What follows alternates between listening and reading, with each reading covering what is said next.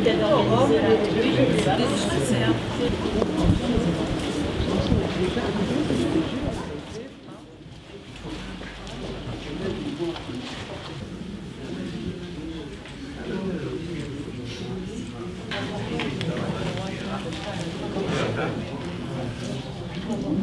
1998.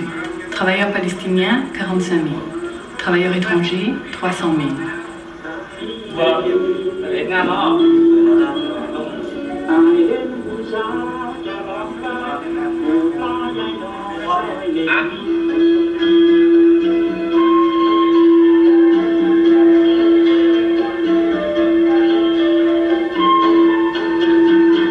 ครับผมได้รับจดหมายจากภรรยาของผมนะครับเขาเขียนมาจากเมืองไทยเขาเขียนมาดังนี้สวัสดีคุณพ่ออยู่ทางประเทศอิสราเอลเป็นอย่างไรบ้าง صار حل أو صار إشي إحنا تقريبا راحت علينا لأنه الفترة اللي لازم نعيشها فترة شباب لازم نعيش حياة كويسة تقريبا راحت علينا يعني. أنا خايف إنه الإشي هذا يصير سلبي ويسحبهم لطريق ثاني أو ينجروا لشغلات ثانية الشغلات اللي أنا ما بدي إياها ولا أنا بدي ابني يصل إلها أو ابن عمي أو ابن أختي أو ابن أخوي يصلوا لها اللي هي مثل ما بصير عمليات انتحار. מצב הכלכלי זה סימפטום של כל מה שקורה לנו איתנו. כל עוד שהמצב הכלכלי שלהם לא יהיה טוב, אנחנו בבעיה איתנו. גם הפרדה לא תעזור.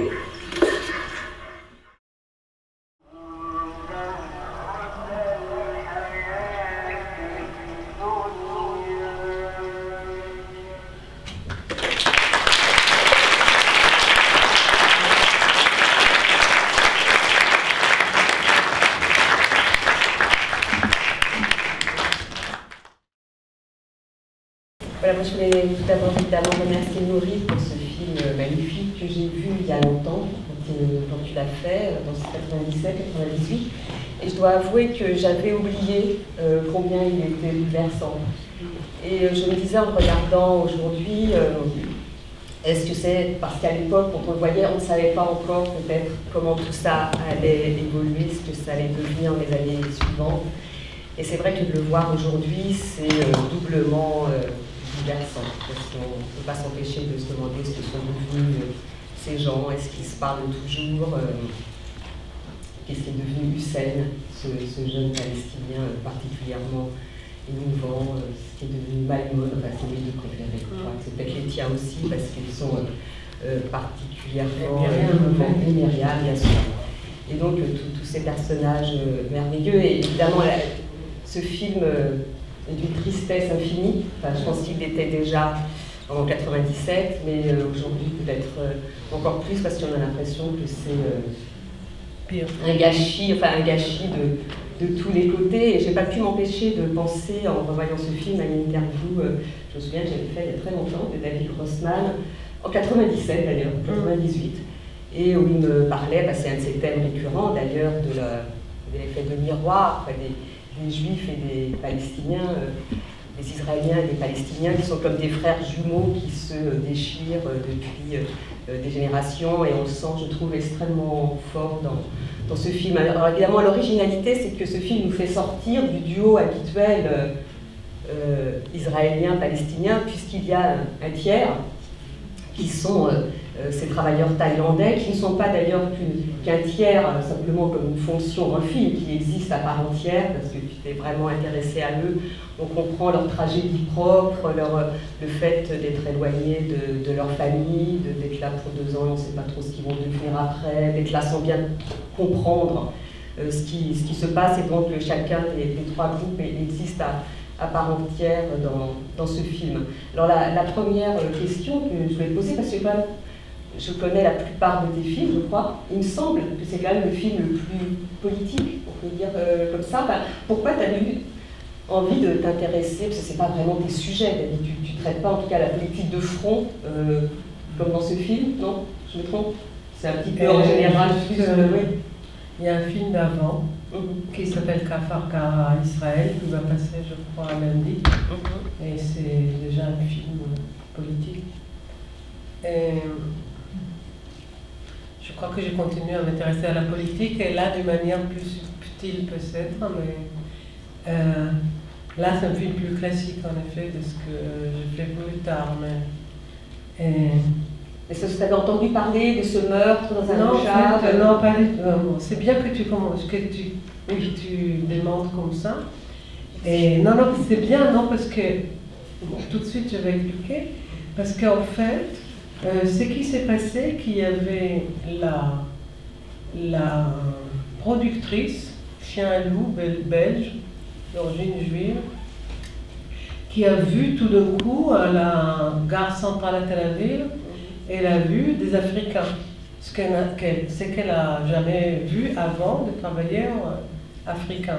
Et ça a été vraiment pour elle une sorte de choc. Et du coup, elle m'a proposé de faire un film qui raconte les travailleurs immigrés, ce qui était nouveau en Israël. J'ai dit d'accord, mais je ne peux pas faire un film avec les travailleurs étrangers, comme on les appelle, sans parler à la place de qui il vient. Donc j'ai proposé ce triangle. Elle était un peu moins persuadée et elle s'est retirée à moitié de l'affaire. Et moi, justement, ce qui m'a intéressé, c'était les triangles. Et au début, je cherchais les travailleurs roumains, j'ai fait tout le tour qui travaillaient dans les bâtiments, tout ce qu'ils racontent. Et un jour, je suis arrivée dans cet endroit, parce que c'était très difficile d'aller chez les travailleurs agricoles, parce qu'on ne voulait pas me laisser entrer nulle part. Heureusement, j'avais un copain qui a dit qu'on me laisse entrer. Et quand je suis arrivée à Sheket, vraiment, et c'était au niveau du son. J'entendais tous les trois sons en même temps, les muezzins qu'on entend tout le temps, et les Thaïlandais qui parlaient thaïlandais, et évidemment, il y avait les Israéliens. Donc, au niveau du son, c'était déjà tout de suite là, et en place, donc au lieu de faire un film, une sorte de reportage sur cela, tout était là, évidemment, au niveau du son et au niveau de l'image. Et tu ne vas pas me croire, mais je ne savais rien du meurtre. Après, j'ai appris qu'il y avait ces meurtres. Bon, j'ai dit, je vais l'inclure, mais pour moi, ce n'était pas le point de départ. Il faut dire que après, quand j'ai essayé quand j'ai montré les projets, même à des monteurs, on dit, mais tu te trompes complètement, tu dois mettre le centre de ton film sur le meurtre. Mais c'est pas le meurtre il vient du surcroît. Donc, c'était pas le point de départ. Enfin, c'est quand même donc ce meurtre qui a déclenché le fait que les Israéliens cessent de faire travailler les... Oui, mais c'était le premier village juste qui a eu, à cause de ça, ils ont eu le hockey d'engager des Thaïlandais à cause de cette histoire. Donc en fait, eux, ils étaient les premiers. Alors je disais tout à l'heure qu'il y a évidemment des personnages particulièrement attachants dans ce film. Ils ne le sont pas tous. Il y en a certains, notamment pour moi, notamment du côté des Israéliens, certains qui sont un peu le décoffrage. C'est un peu... le premier, j'ai oublié son nom. Avi. Oui, Avi. Ashkenaz, le seul. Oui. Enfin, il y en a un autre aussi. Enfin bon. Donc les plus ambivalents. Le deuxième irakien, celui qui les Kurdes, oui. C'est-à-dire, il dit la chose de son contraire dans la même phrase. Il dit avec eux, c'est pas pareil, etc. Et après, il dit oui, avec eux, c'était chaleureux. Donc, c'est-à-dire que si on écoute bien ce qu'il dit tout le temps les choses de leur contraire. Évidemment, il dit des choses effrayantes. Qui sont comme des... C'est bien parce qu'ils travaillent comme des machines, ils montent pas, c'est-à-dire, bon, c'est bien, mais ils font partie de la famille, bon, ils font partie des meubles, non, mais en même temps, enfin, il est quand même plus ambivalent. Je trouve chez lui une ambivalence que j'aime. Hein. Oui, tout à fait, c'est une histoire de patron, de standard, n'est-ce pas? Oui, mais ils ont découvert tout d'un coup cette chose, eux, ils ont travaillé bien, mais tout d'un coup, on trouve encore mieux, parce que peut-être les Palestiniens, de temps en temps, ils ont fait une pause cigarette. Alors évidemment, quand on fait un film comme ça, évidemment, on fait des choix. Et je me posais la question justement de quel type de personnage tu as choisi, parce que évidemment, tous les Palestiniens sont extrêmement sympathiques. Ils ont tous des bonnes têtes, c'est vrai, vraiment particulièrement sympathiques, même ceux qui vendent de la brocante, ils ont vraiment tous une bonne tête. Ils sont sympathiques. Oui, non, mais je ne dis pas le contraire, je dis juste qu'après, dans les Israéliens, si tu as fait des choix, si tu as justement essayé de montrer un panel de caractères, c'est-à-dire depuis, effectivement, Maïmon, qui est quelqu'un qui a beaucoup d'empathie envers les Palestiniens, jusqu'à d'autres qui sont plus raides. Est-ce que tu as justement essayé de composer une galerie de personnages, ou est-ce que tu as fait un tri quand même, j'imagine? Tu as choisi tous les... J'ai vu un peu les gens, j'allais d'une maison à l'autre, après, ça c'est... Je ne sais pas, après ça c'est comme toujours, on fait un tel avec qui on croit qu'on peut travailler. Et Maïmon, il faut dire qu'il était vraiment en minorité, c'est-à-dire qu'il était en dehors des autres. Et Avi, ce qui est incroyable, qu'il dit tellement ce qu'il pense, hein, et parfois il pense des choses vraiment horribles. Mais quand même, il y avait comme une sorte de complicité entre Avi et moi, parce qu'il m'a reconnu comme deux professionnels. C'est-à-dire, il a vraiment pensé, oui, elle sait faire son boulot, et lui, qui est donc agriculteur, il est très bon agriculteur, c'est comme si il a reconnu, la complicité était entre deux professionnels, vraiment. Hein. Et du coup, bon, il me raconte des choses, mais d'une manière naïve, hein, parce que quand il raconte l'interdiction, c'est-à-dire des femmes d'avoir, il croit qu'il est dans son bon droit. C'est-à-dire qu'on peut signer n'importe quoi. Et il ne sait pas qu'on peut... C'est-à-dire ils sont pas conscients que, bon... Un des trucs qui m'a frappé, c'est que ce soit du côté des travailleurs thaïlandais ou des Israéliens, ils sont tout le temps en mouvement. Ils sont tout le temps en train de travailler, ils sont tout le temps soit en train de cueillir du raisin, etc. Soit les Israéliens mettent des trucs dans les caisses, ou sinon ils sont avec leur téléphone portable, sinon ils sont en train de faire des comptes. Enfin, il y a des espèces d'activités incessantes du côté des Israéliens et d'une autre manière des Thaïlandais. Et puis à côté, il y a les Palestiniens dont tu montres le désœuvrement. C'est même pas, parce que justement il n'y a pas de travail, la seule chose qu'ils font c'est jouer aux cartes, là c'est par l'image, parce que tu as mis sans doute aussi en scène, tu sais, d'une certaine manière, il y a cette, voilà, c'est les seuls qui, en tout cas à l'image, il y a une espèce de vie. Il y a les jeunes, oui, qui ne travaillent pas, mais tous ceux, en fait, je suis allée voir côté palestinien, les ouvriers spécifiques des Israéliens qu'on a vus, c'est-à-dire... oui, mais enfin, ils n'avaient plus de travail au moment du... Mais ils travaillaient aussi, c'est-à-dire que je ne suis pas allée non, je ne suis pas allée les accompagner, mais ils disent que l'un travaille dans la brocante, l'autre travaille dans les bâtiments, ils travaillent. Tous ceux qui ont travaillé, ils travaillent, mais ils ne sont pas contents. C'est-à-dire, ils ne sont pas contents, mais ils travaillent. Et effectivement, pour les filmer, ils pensent bien qu'il fallait que je les trouve le jour où ils ne travaillent pas. Mais ça ne veut dire pas qu'ils ne travaillent pas, à part les jeunes. Moi, je dois dire, par rapport aux jeunes, j'ai trouvé cette phrase, par rapport à ce qui se passe maintenant, vraiment, quelqu'un qui n'a pas d'espoir et qui ne peut pas imaginer un avenir, il est le plus facile à être manipulé. Mais bon, on est vraiment là, dans ce qui se passe maintenant, non? Je veux dire, voilà. Et lui, il a peur, là, le père a peur qu'il va faire un attentat suicide. Le fils qui joue les cartes. C'est vraiment, on est en plein dedans, quoi, ici. Moi, j'étais vraiment, je me rappelais, mais pas aussi, que quand il n'y a pas un avenir, un espoir qui se dessine, c'est oui.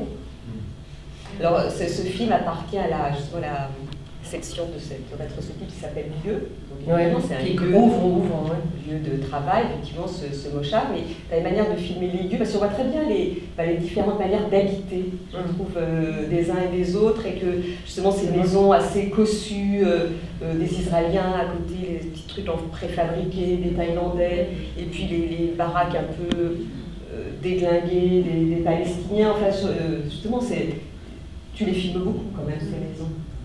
Oui, c'est vrai qu'il y a les lieux, c'est l'habitat aussi, c'est-à-dire. Mais il faut dire quand même que les Israéliens sont subventionnés. C'est-à-dire que l'agriculture est subventionnée. Et on voit vraiment les serres et que ça marche bien, etc. Je crois que les Palestiniens auraient pu faire des serres pareilles s'ils étaient subventionnés et si l'eau allait pas que d'un côté et pas de l'autre. Moi, je me rappelle un jour que je suis revenu côté palestinien, les Palestiniens étaient tous avec une barbe parce qu'il n'y avait pas de l'eau. Et de l'autre côté, il y avait je ne sais pas comment ça s'appelle. Quelqu'un peut traduire même terrain. L'arrosage. Hein? Les trucs d'arrosage. C'était difficile. Je ne dis pas qu'il ne faut pas arroser, qu'il ne faut pas avoir de l'eau, mais c'était vraiment de l'autre côté. Ils n'avaient pas de l'eau, il y avait bon. Et évidemment, les serres, ça ne se fait pas tout seul. Hein, il y a des subventions d'un côté et pas de l'autre. Alors, ce que tu disais tout à l'heure, quand tu es arrivé sur ce lieu, qu'il y avait tous ces sons différents, le chant du muezzin, les gens qui parlaient thaïlandais, qui parlaient hébreu, évidemment, comme je me suis demandé si c'était peut-être de là, justement, qui était venu, entre autres, ton intérêt, justement, pour toutes ces langues que tu as traitées dans d'autres films, du passage d'une langue à l'autre, par rapport à la langue sacrée, parce que là, il y a quand même 3 langues qui cohabitent, et après, on retrouvera ça dans différents films. Tu as raison, moi aussi, quand je l'ai vu, j'ai dit,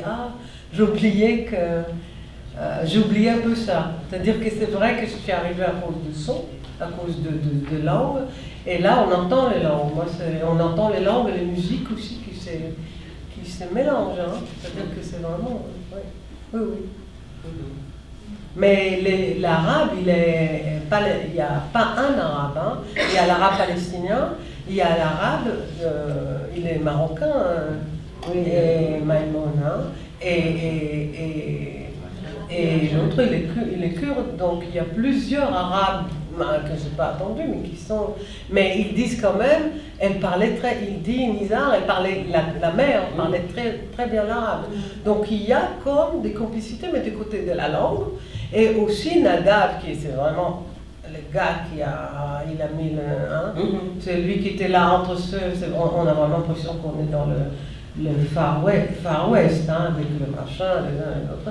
Mais il fait ça, et en même temps, il se rappelle combien bien elle a fait, et la mère de, je ne sais pas qui était son ouvrier, non, c'est pas quelqu'un qui est là, comment elle a bien fait la bouffe, et combien elle savait bien ce qu'il aimait. On dirait qu'il parle de sa mère à lui, qui lui fait à manger, et que c'est exactement ce qu'il aime à manger. Donc il y a toute cette complicité-là, et après, c'est-à-dire il y a une grande ambivalence quand même. Hein. Surtout, j'ai l'impression, sur ceux qui connaissaient l'arabe, qui avaient quand même l'arabe en commun. Hein. Parce que les uns les autres, vous avez des questions à poser à David sur ce film. L'idée, c'est que ce ne soit pas toutes les deux qui parlent. On peut... Oui.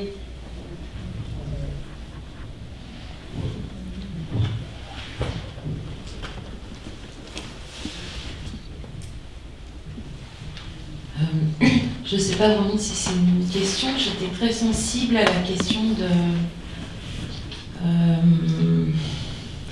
de l'espace parlé. Parce qu'en fait, moi, je ne connaissais pas du tout votre cinéma de cette époque-là. J'ai découvert votre cinéma avec annonces, traduire et tout ça. Donc, je suis très sensible à la question des langues. Et j'ai trouvé un passage très émouvant, en particulier, où justement on se trouve du côté palestinien, et où ces hommes, les uns après les autres, regardent au loin et décrivent la géographie de l'espace qu'ils avaient usage de fréquenter là où sont leurs voisins. Et c'est très particulier parce qu'on ne retrouve pas ce mouvement-là de l'autre côté. Mais là, il y a comme un champ qui est ouvert sur le lointain et où on peut tracer la géographie du lieu voisin, quoi. Ah oui, là c'est la maison d'un tel, hein, derrière c'est la maison d'un tel, et puis à côté c'est tel olivier, c'est moi qui l'ai planté. Et voilà, et en fait, c'est pas vraiment une question, c'est pour dire que ce passage-là en particulier m'a beaucoup ému. Je vais peut-être comprendre pourquoi après. Mais non, mais c'est parce que vraiment c'est eux qui ont planté. ils ont vu petits les arbres, ils ont vu grandir. Ils sont attachés à ça, et tout d'un coup, c'est coupé. Oui, ils étaient très jeunes et ils ont planté ces arbres. Donc ils ont vu grandir les arbres. C'est vraiment émouvant. C'est vraiment émouvant. Oui, il y a quelque chose de très... Quelqu'un presque qui parlait de sa famille, dont il a été séparé. Enfin, il y a... dans cette scène. Et Nourrit. Oui. Attends. C'est qui a le micro? Oui, c'est moi. C'est que les seules deux femmes palestiniennes qui parlent, c'est les deux qui revendiquent la propriété de la terre. Les hommes, aucune d'eux, ils se disent on a planté les arbres sur les territoires occupés, on sait que ce sont les territoires occupés, mais ils ne revendiquent rien. Par contre, les deux femmes qui sortent, les deux palestiniennes, ils disent c'était notre terre, nous resterons ici. Il a une affirmation assez grande. D'abord, je pensais au début que c'était une question de génération, mais non, la jeune femme qui est avec les deux enfants, il a le même âge que son mari à peu près. Je crois que peut-être les femmes ont plus de liberté, peut-être parce que les autres travaillent de l'autre côté, sont en contact, et même, bon, c'est presque... Il dit, j'ai grandi chez lui comme si c'était les mots et je crois que comme les femmes n'étaient pas de ces côtés-là, peut-être elles sont plus libres hein, de penser comme elles pensent. Hein. Elles ne sont pas prises dans cette... Bon, de nouveau, pour moi, c'est toujours une ambivalence. Hein. Je ne suis pas en train de juger, mais j'ai pensé que... Et je crois que très souvent, j'ai rencontré dans le monde une plus grande liberté chez les femmes. Hein. C'est très intéressant aussi qu'ils les fassent lire la charte qu'ils les font signer, parce que c'est quand même incroyable, c'est infantilisant, on les dit même comme il doit se comporter aux Philippines. C'est absolument incroyable, à partir, si c'est l'État et l'institution qui se permet de faire ça, c'est logique et normal que les colons ils se considèrent avec tous les droits du monde. Je dois juste au départ, c'est déjà complètement insupportable. Je dois juste dire qu'ils sont des côtés, ils sont sur la ligne verte, des côtés, non, je veux dire des côtés israéliens. Hein. Bon, je veux dire, ils sont pas, juste dire, ils sont pas ce qu'on appelle les territoires occupés. Tu peux dire que tout territoire est occupé si tu veux, ça c'est neutral, mais ils sont pas des côtés de ce qu'on appelle les territoires occupés. Juste, on les a mis justement à la frontière. Pour que, bon, et moi j'ai une question à Yael, je ne te vois pas. Oui, Yael, je crois qui a fait les interviews en arabe. Donc Yael était avec moi, elle est assistante sur ce film. Sur ce film-là, d'habitude, boss, chef, et qui a fait quand même les entretiens en arabe, c'est-à-dire qu'elle était avec moi côté palestinien. Et peut-être quand tu regardes le film aujourd'hui, quelque chose, non? Pour toi, comment tu l'as regardé? En fait, c'est toujours, je pense que c'est la même... J'ai eu la même genre de pensée, c'est-à-dire, même à l'époque, c'était un phénomène qui est assez nouveau. Et toi, tu étais entre les premières personnes de noter, de dire ah, c'est intéressant cette histoire de travailler, qui ne sont pas travailleurs immigrés, parce qu'en Israël, on ne peut pas immigrer en tant que travailleur. C'est-à-dire, même si on travaille, quelque part on devient sans papier, mais on ne peut pas avoir un statut légal, ni une carte de séjour, évidemment. Ni on ne peut pas naturaliser. D'ailleurs, ils ont des contrats à court terme. Oui, mais de tout ça, il y a des centaines de milliers de personnes qui ont resté, quand même. Et qui ont fait qui a des enfants là-bas, etc. Exactement. Mais je pense que c'est très triste, parce qu'en fait, rien n'a changé. Moi, en fait, je ne sais pas s'il y a aujourd'hui une mur de séparation entre Sheklef et Betawa. J'imagine qu'elle existe là-bas, c'est-à-dire c'est encore une fois une mur qui est juste, parce que c'est comme ça s'indiquait au début du film, Et Chekhov, il est construit sur les lignes vertes, c'est-à-dire on voit comment ça s'approche, et j'imagine qu'aujourd'hui il fallait avoir un mur de séparation dedans, mais on peut attendre les sons et tout le temps. Oui, c'est ça. Mais peut-être pas, parce qu'il y a une partie au sud qui le mur n'était pas encore construit. Mais de toute façon, moi je pense des enfants, c'est-à-dire pour moi vraiment les tournages c'était comme hier, mais ça fait presque 20 ans. Et toutes les petites enfants de ces ouvriers, ils n'ont jamais vu un Israélien, c'est-à-dire il habite juste quelques mètres de là-bas. Évidemment, je dis que tout le monde le connaît, mais il faut quand même rappeler que cette personne-là, il ne peut pas aller à la plage, qu'il est, j'imagine, 40 km de là-bas, ou 30. Et pas comme les Israéliens, il y a toujours des problèmes. Je pense que même en tournage, on avait des problèmes de l'eau. On ne pourrait pas prendre une douche, etc. Et c'est toujours le même problème de l'eau. Évidemment, de l'autre côté, et des fois, on peut attendre la piscine. Et c'est vraiment, c'est juste triste parce que rien n'a changé. En fait, ça est devenu que pire. Mais tout est là dans le film. Je me demandais si c'était toi, pour des besoins de mise en scène, qui aviez demandé à, quand tu interviews Myriam, c'est ça, à la fin, et qui sont à côté, qui racontent comment ils se sont rencontrés, si c'est toi qui avais demandé à Maïmod de prendre son téléphone pour téléphoner pendant qu'elle te répond. Non, parce que ça fait très israélien, c'est-à-dire que t'interviews quelqu'un et puis en même temps il prend son téléphone pour faire autre chose, non? Tu penses que j'étais en train de filmer et que bon, comme c'est un plan séquence, c'est-à-dire qu'il n'y a pas de coupe, j'ai pas eu l'occasion de lui dire pendant les trucs, mais c'est vraiment mal poli. Mais en même temps, je sentais son embarras, c'est-à-dire que comme elle parlait de lui, etc., et comme il n'avait rien, il essaye d'intervenir et qu'il n'a rien à dire, et comme d'habitude c'est quand même lui qui parle, et je crois que dans ton embarras, il a pris son téléphone pour que ce soit quand même lui qui parle. Mais ça veut dire que du coup ils ont parlé tous les deux, mais en même temps j'ai trouvé ça génial, c'est vraiment godardien. C'est-à-dire il faut inventer une scène. C'est-à-dire, je crois pas que j'aurais assez d'imagination, vraiment pas, d'inventer un truc pareil. Mais j'ai trouvé bien qu'elle continue, c'est vraiment formidable. Cinématographiquement, je trouve ça génial. Et qu'en même temps, c'est dire ça. On entend les deux. Ceux qui parlent ici dans la salle, on entend les deux. Ce qu'il dit, bon, il arrange des choses de son travail. C'est toujours cette chose de mal se conduire, et en même temps, je sens que ça vient de son malaise parmi lui, donc il ne sait pas quoi faire. Il téléphone, ce qui est vraiment pas très très sympa.